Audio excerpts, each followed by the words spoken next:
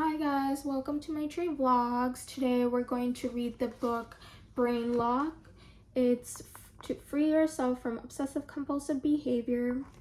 BRAINLOCK is a 4-step self-treatment method to change your brain chemistry, and it's by Jeffrey M. Schwartz, who is a doctor with Beverly Bayet. And BRAINLOCK is definitely a good book for OCD. We're gonna get into the book and learn about the 4 steps. BRAINLOCK. The names and some of the external circumstances of the patients in this book have been changed to protect their confidentiality. All of the symptoms and therapeutic efforts are as they actually occurred.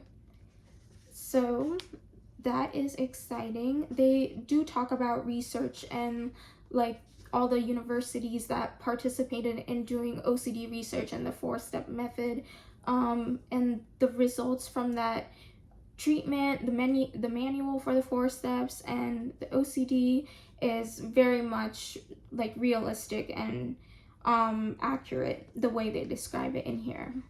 So, acknowledgements. This book could not have been created without the efforts of many patients who helped me learn the 4-step method. Without the generous support of the Charles and Layla Hilton family, the scientific work in which this book is based could not have been done. Jessica Klein and Steve Wesserman encouraged me to write this book and introduced me to my publisher, Judith Reagan, who has recognized from the first the potential implications of the work described here.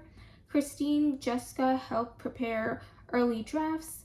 Julie Sherman earned special thanks for her contributions. Will Weston was very helpful with artwork. A. Lore with photography. The OCD research group at UCLA Medical Center created an excellent environment for doing these studies. Beverly Bayet made a tremendous effort to help the book be as good and as useful to many people as we could make it. Ivor Hand was generous with his time and input. Jan Jablonski, Marty Wax, and Dave Richmond, among others, made helpful comments. Pam and Roy Norman provided much-needed moral support during the hectic final stage of preparation.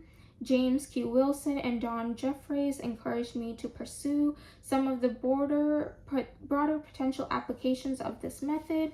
All in all, you need a lot of help to write a book about self-treatment. Thanks to all the people who provided it. Luckily, the group that did work on this have been accurately focused on OCD and how it's like. So, yeah, we're gonna go into this book and we're gonna learn more about OCD and the 4-step method.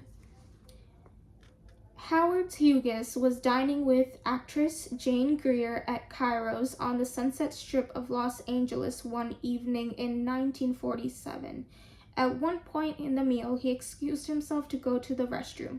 To Greer's amazement, he did not return for an hour and a half. When he finally reappeared, she was astonished to see that he was soaking wet from head to toe.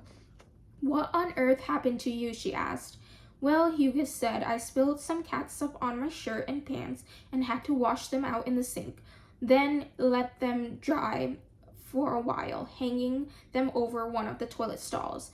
Once he put his clothes back on, he explained I couldn't leave the bathroom because I couldn't touch the door handle. I had to wait for someone to come in."